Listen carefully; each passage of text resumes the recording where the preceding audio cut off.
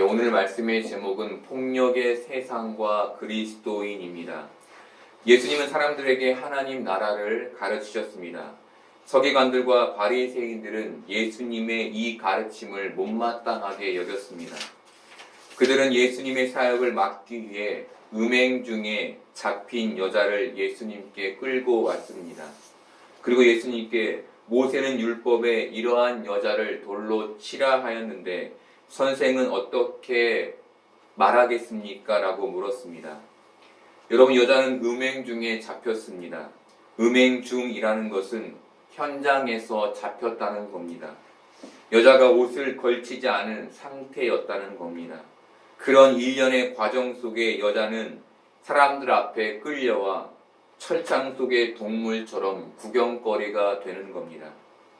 여자가 얼마나 수치스러웠을까요? 여자는 그 수치스러움에 죽고 싶었는지도 모릅니다. 하지만 무엇 때문인지는 모르지만 여자와 함께 음행했던 남자에 대한 기록은 없습니다. 이것은 그 당시 사회가 얼마나 남성 위주의 사회였는지를 보여줍니다. 여자는 불공정, 불공평, 불합리라는 사회적 편견에 희생당하고 있는 겁니다. 사회적 폭력에 희생당하고 있는 겁니다. 게다가 서기관과 바리새인들은 가늠 중에 붙잡힌 여인을 이용하여 예수님을 시험하려 했습니다. 소위 여자를 이용해 예수님을 엿먹이려고 한 겁니다. 사람들이 참 잔인합니다. 그 자리에서 할 수 있는 판단이었습니다. 하지만 그 일을 예수님 앞에 끌고 와 이를 크게 벌리고 있습니다. 여인은 참 불쌍해 보입니다. 여러분, 여자가 죄가 없다고 말하는 게 아닙니다. 죄를 지었으면 응당 벌을 받아야 합니다. 하지만 함께 죄를 지은 남자는 쏙 빠진, 게다가 누군가를 시험하기 위해 이용당하는 식의 판결과 처벌은 옳지 않습니다. 여러분, 내 유익을 위해 누군가를 이용하지 마십시오. 여러분, 누군가를 만날 때 순수해지십시오. 그게 올바른 인간 관계입니다. 내 것을 퍼주되 받으려 하지 마십시오. 그것이 올바른 인간 관계입니다. 이렇듯 여자는 인권도 평등도 국률도 아무 것으로도 보호받지 못하는 사각지대에서 죄인으로 예수님 앞에 서게 됐습니다. 여자를 끌고 온 서기관과 바리새인들은 이 여자에 대한 처벌을 예수님께 의뢰합니다. 사람들 앞에서 예수님의 권위를 실추시키기 위해 이를 크게 만든 것입니다. 너 어디 사람들 앞에서 골탕 좀 먹어보라는 겁니다. 서기관과 바리새인들이 간음한 여자를 예수님 앞에 세우고 모세의 율법을 언급했습니다. 모세의 율법은 하나님이 주신 유대인이라면 거역할 수 없는 법이었습니다.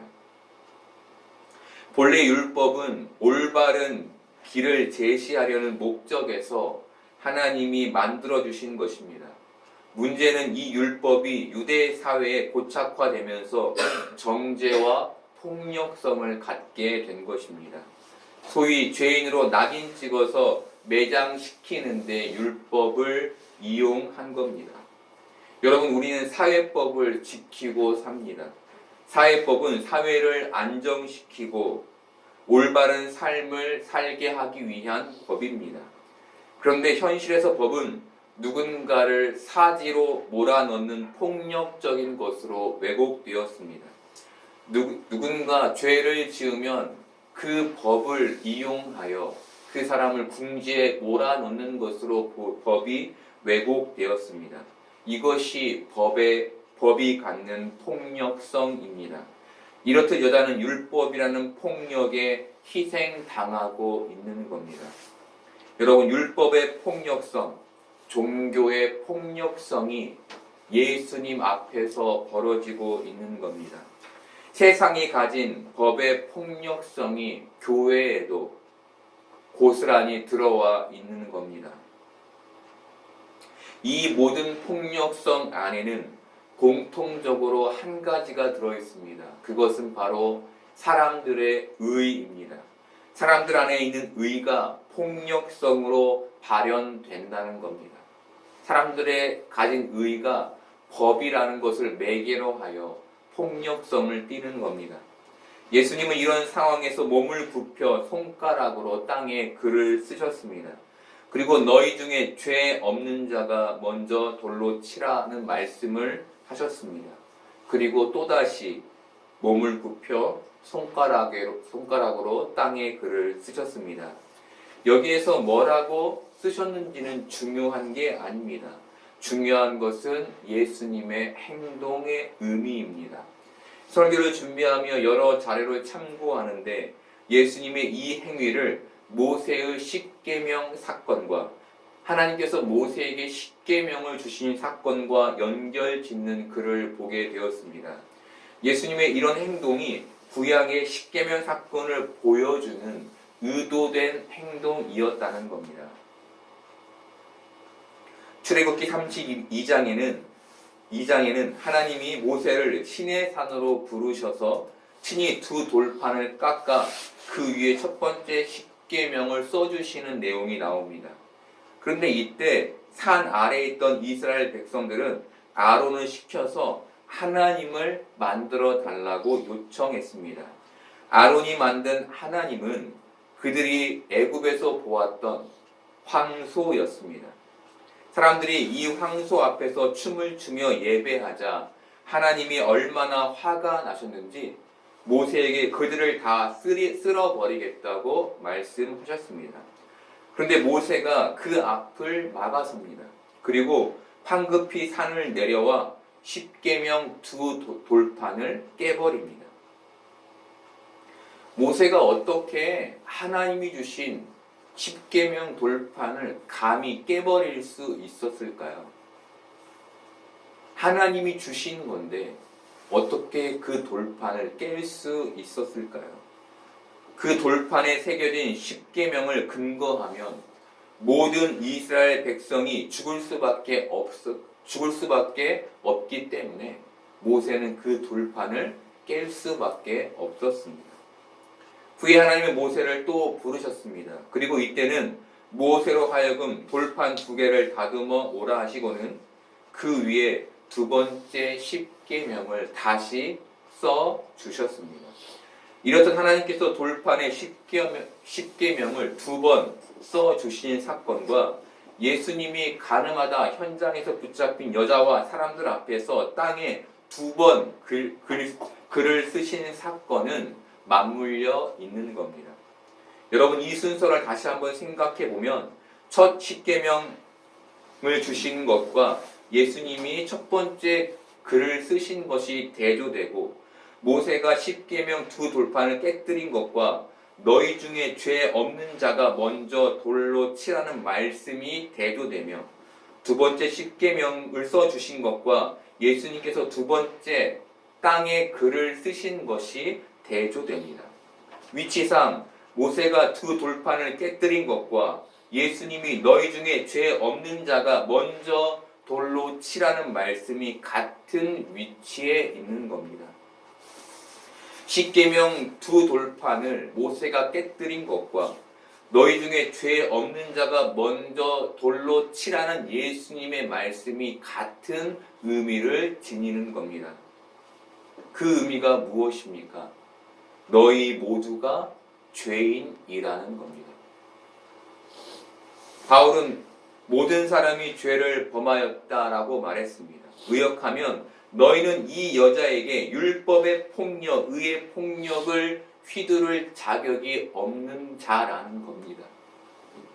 우리는 누구에게도 의의 폭력을 휘두를 자격이 없는 사람들이라는 겁니다. 이게 우리의 상태라는 겁니다. 예수님은 그 자리에 여자를 심판하기 위해 모인 그 사람들에게 너희는 그런 존재, 너희도 역시 죄인이야 라는 말씀을 하시는 겁니다.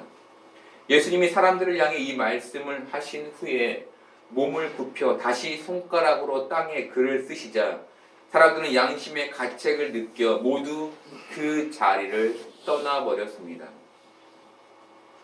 여러분, 이게 묘합니다. 예수님의 말씀으로 모두가 죄인으로 드러났습니다. 그런데 예수님 앞에 남아있는 사람은 간음한 여자 하나입니다. 모두 죄인으로 드러났으면 모두 간음한 여자와 같은 처지에 놓인 겁니다. 그런데 여자를 뺀 나머지 모두 그 자리를 떠나버렸습니다. 자신은 의인이라는 겁니다. 나는 결코 그 자리에 있을 사람이 아니라는 겁니다. 나만은 그 여자와 같지 않다는 겁니다. 여전히 그 마음에는 자기 의가 살아있는 겁니다. 예수님은 그들의 죄를 보게 하심으로 그들의 폭력성을 잠재우셨습니다. 우리도 예수님 앞에서 우리의 죄를 보아야 합니다.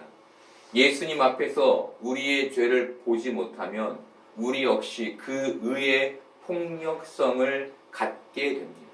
잠재우지 못하게 됩니다. 이제 됐다 싶다가도 우리 안에 다시 꿈틀거리게 됩니다. 그래서 우리는 늘 죄인된 마음으로 예수 그리스도 앞에 서야 하는 겁니다. 그래야 나는 저 사람과 다른 의인이야 라는 그 의인됨에서 벗어나 폭력성을 벗어버릴 수 있게 되는 겁니다. 여러분, 오늘 말씀의 요지가 바로 이것입니다. 우리는 하나님 나라를 소망하는 사람들입니다. 그런데 우리 마음에 의의 폭력성이 그대로 남아 있습니다. 예수님 앞에서 의가 하나도 없다고 나는 죄인이라고 고백했음에도 불구하고 그 의가 우리 안에 고스란히 남아 있습니다. 그게 시시때때로 고개를 쳐듭니다. 내가 위기에 몰릴 때, 아니면 내가 다른 상황에서 누군가를 억압하고 눌러야 할 때 일어납니다. 그럴 때마다 우리 안에는 하나님 나라가 사라집니다. 세상 나라가 가득하게 됩니다. 우리 안에 이 의가 완전히 없어지지 않는 한 우리 안엔 하나님 나라가 온전히 존재하지 못하는 겁니다. 우리 안에 이 의가 완전히 없어지려면 여자처럼 아무런 저항을 할 수 없는 죄의 수치 가운데 서 봐야 합니다. 우리가 내가 지은 죄의 수치에 대해 짓눌려 봐야 내 스스로가 죄인됨을 온전히 깨닫게 되는 겁니다. 바울이 되기 전 사울은 살기 등등한 사람이었습니다. 그는 율법에 완전한 사람이었으며 온전한 의를 가졌다고 자부했던 사람이었습니다. 그런데 그는 그 율법의 완전함과 의의 완전함으로 의의 폭력성을 가지고 있었습니다. 바울은 그 의의 폭력성으로 스데반 집사를 죽였고 그 외에 그리스도를 믿는 많은 사람을 죽이는 일을 서슴지 않았습니다. 그가 가진 그 의의 가치가 얼마나 컸던지, 그 내면에 숨겨져 있는, 아니 밖으로 드러났던 그 의의 가치가 얼마나 컸던지 사람을 죽이는 일을 서슴지 않았습니다. 예수님은 이런 바울을 다메섹 길가에서 만나 주셨습니다. 이때 바울은 눈이 멀게 됐습니다. 예수님이 바울의 눈을 멀게 하신 것은 그가 지금껏 세상을 보이는 것으로 판단해 왔던 그것을 멈추기 위해서였습니다. 보이는 의, 내가 가진 내 삶의 의, 내가 가진 내 생각의 의가 아닌 보이지 않는 의신 예수님을 알게 하기 위해 그의 눈을 멀게 하신 것입니다. 바울이 예수님을 만난 후 눈이 먼 상태에서 그가 가장 처음 본 것은 자신 안에 담겨있는 죄였습니다. 자신이 죄인이라는 사실이었습니다. 그래서 그가 나는 죄인 중에 괴수라고 고백했던 겁니다. 그렇게 죄인된 자리에 서자 스데반과 그 밖에 여러 기독교인들을 잡아 죽인 의의 폭력성이 보인 겁니다. 자신의 의가 잘못된 폭력성으로 나타나고 있다는 것을 그가 예수님 앞에 홀로 섰을 때 깨닫게 된 것입니다. 여러분, 우리도 바울처럼 이 자리로 홀로 나아가야 합니다. 내 죄가 밝혀지는 그 수치스러운 자리를 누구를 데리고 나가겠습니까? 혼자 나갈 수밖에 없는 것이죠. 예수님께 혼자 나갈 때 예수님 앞에 혼자 서 있던 여인과 같이 우리는 은혜를 누리게 될 것입니다. 예수님은 자리에서 일어나셔서 여자여 너를 고발하던 그들이 없다. 너를 정죄하던 자가 없다라고 여인을 안심시키셨습니다. 여러분 얼마나 젠틀한 모습입니까? 예수님은 내가 너를 살려줬으니 은혜를 갚아라 라고 말하지 않으셨습니다. 내가 내 생명의 은인이라고 으스대지도 않으셨습니다. 수치스러웠을 여자를 안심시키는 일을 가장 먼저 하셨습니다. 여러분, 이것이 우리가 죄를 가지고 예수님께 나아갔을 때 우리가 경험하게 될 위로입니다. 여러분, 그래서 바울은 이제 그리스도 예수 안에 있는 사람들에게는 결코 정죄함이 없다라고 말한 겁니다. 우리 안에 예수 그리스도의 은혜, 위로가 가득할 때 우리는 다시 정죄하는 자리, 자신을 정죄하며 낭떠러지로 모는 자리로 내몰지 않을 수 있는 겁니다. 그때 비로소 우리는 참 위로와 평안을 경험하게 되는 겁니다. 여러분, 세상은 죄를 덮지 않습니다. 세상은 죄를 덮는 그런 방법을 모릅니다. 세상은 사람들의 죄를 드러내고 죄인으로 몰아세우는 방법만 압니다. 우리는 그런 세상을 삽니다. 그런데 우리도 그러면 안 됩니다. 왜냐하면 우리는 예수님 앞에서 죄인으로 드러나 우리가 가진 의의 폭력성을 모두 잃어버린 자들이기 때문입니다. 나는 티끌만큼도 의인일 수 없다는 철저한 죄의 수치심을 경험한 자들이기 때문입니다. 이런 우리만이 남의 죄를 폭력으로 다루지 않고 덮어낼 수 있는 겁니다. 예수님 앞에서 철저하게 수치스러운 죄의 타락 가운데 서 본 사람만이, 그리고 예수님의 그 위로를 경험한 사람만이 남의 죄를 향해 폭력적으로 대하지 않고 그 죄를 덮어낼 수 있는 겁니다. 물론 덮어내라는 말이 죄를 묵인하라는 말은 아닙니다. 덮어내라는 것은 정죄하지 말고 몰아세우지 말고 기회를 주라는 겁니다. 그 사람이 깨닫고 그 사람이 돌아오도록 넉넉히 기다려 주라는 겁니다. 여러분, 기다려주면 변한다는 말이 아닙니다. 기다려도 변하지 않을 수 있습니다. 더하면 더했지, 나빠지면 나빠졌지, 좋아지지 않을 수 있습니다. 하지만 그 사람에게 하나님 나라를 보여준 것으로 우리의 할 일은 다한 것입니다. 세상에서 의의 폭력성을 겪었던 그 사람에게 적어도 하나님을 믿는, 예수님을 믿는 사람은 세상처럼 그렇게 하지 않아 라는 것을 보여준 것만으로 우리는 우리의 할 일을 다한 겁니다. 이게 세상을 사랑하는 크리스천의 삶의 방식인 것입니다. 여자를 안심시킨 예수님은 11절에서 나도 너를 정죄하지 아니하노니 가서 다시는 죄를 범하지 말라고 여자에게 말씀하셨습니다. 나도 너를 정죄하지 않는다는 것은 나도 죄인이라는 의미입니다. 예수님이 죄인이셨나요? 아니죠. 예수님은 죄인이 아니셨습니다. 그런데 예수님은 여인 앞에서 자신을 죄인의 자리에 세우십니다. 자신을 낮추십니다. 왜 낮추신 걸까요? 왜 이렇게 하신 걸까요? 하나님 나라는 낮아짐에 있기 때문입니다. 내가 높아져서는 하나님 나라가 증거될 수 없는 겁니다.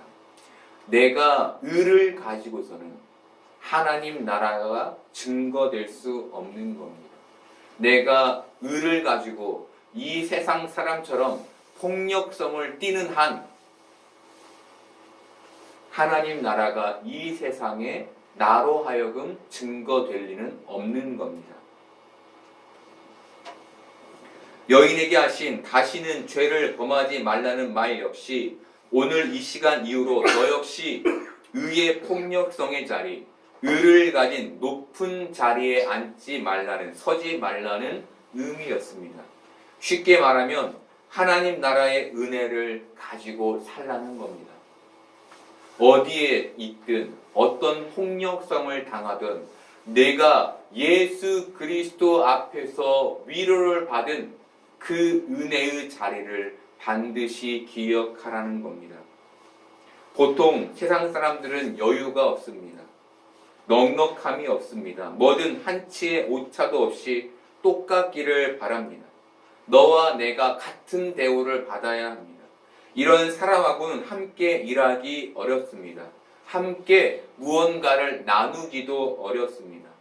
기독교인은 세상 사람들보다 조금 더 넉넉해야 합니다.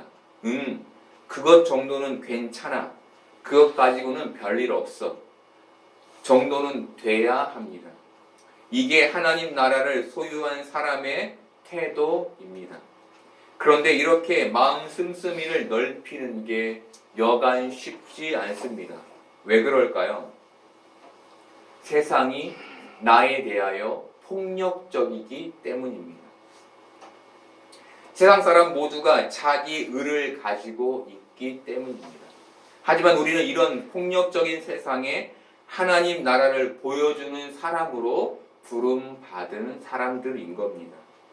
유퀴즈라는 프로그램에 법의학자가 나왔습니다. 이 사람은 시신을 부검해서 어떤 사유로 사망하게 되었는지를 밝히는 일을 합니다.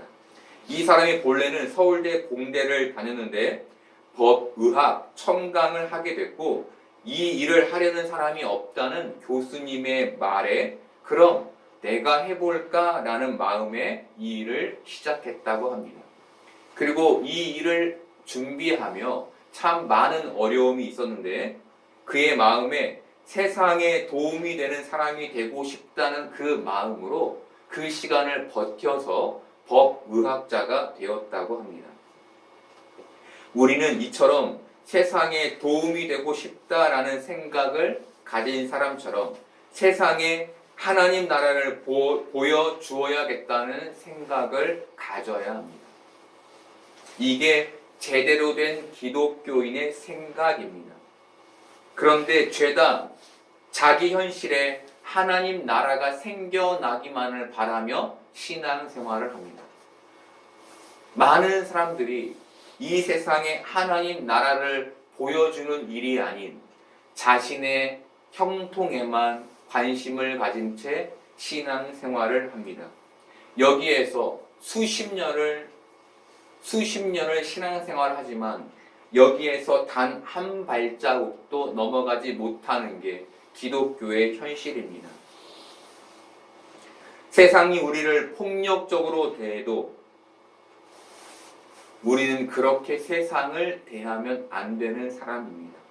우리는 세상의 폭력으로 힘들어도 하나님 나라를 가진 사람들로 하나님 나라를 이 세상에, 이 폭력적인 세상에 보여주어야 하는 그리스도인인 겁니다. 여러분, 우리는 세상에 하나님 나라를 보여주어야 하는 사람들입니다. 우리는 세상의 폭력에 지친 사람들에게, 그 폭력에 내몰려 벼랑 끝에 선 사람들에게 하나님 나라는 이런 세상과 다릅니다. 넉넉함이 있습니다. 약해도 괜찮습니다. 그런 건 우리에게 아무런 관계가 없습니다. 그것은 우리에게 아무런 문제가 되지 않습니다라는 것을 보여주어야 합니다. 그런 여유와 아량을 세상 사람들에게 보여주어야 합니다. 이게 영생을 가진 사람의 모습입니다. 박영성 목사님이 그의 설교집에서 영생이라는 말을 이렇게 정의하셨습니다. 제가 읽어드리겠습니다. 영생은 생명이 끝없이 보존된다 또는 연장된다는 의미가 아닙니다. 생명이 자라고 아름다운 꽃을 피우고 풍성한 열매를 맺는다는 것입니다. 그것이 영생입니다. 여러분, 영생을 산다는 건 이런 열매를 맺는 삶을 말하는 겁니다. 오늘 말씀에 비추어 보면 하나님 나라를 세상에 보여주는 삶을 말하는 겁니다. 우리도 누군가에게 하나님 나라를 보여주는 영생의 삶을 살아야 하는 겁니다. 이게 하나님 나라를 가졌다는 기독교인들의 삶이어야 하는 겁니다. 세상은 나를 상처 주는 사람을 품어주면 너 참 어리석구나 라고 말합니다. 물론 우리가 나를 상처 주는 모든 사람을 품어낼 수 있다고 말하는 건 아닙니다. 모든 사람을 품어낼 수는 없습니다. 적어도 그들에게 하나님 나라가 있다는 것을 보여주어야 한다는 겁니다. 이게 우리가 해야 할 일이라는 겁니다. 세상의 지혜, 세상은 달면 삼키고 쓰면 뱉어내죠. 이 세상의 지혜가 하나님 나라의 지혜를 넘어서지 못한다는 것을 우리가 몸소 이 세상에 보여주어야 한다는 겁니다. 여러분, 예수님은 가늠한 여인에게 하나님 나라를 보여주셨습니다. 우리도 세상의 폭력에 시달리는 우리 주위의 사람들에게 하나님 나라를 보여줄 수 있기를 바랍니다. 세상에 영생을 가진 그리스도인으로 하나님 나라를 보여주는 여러분 되기를 소망합니다.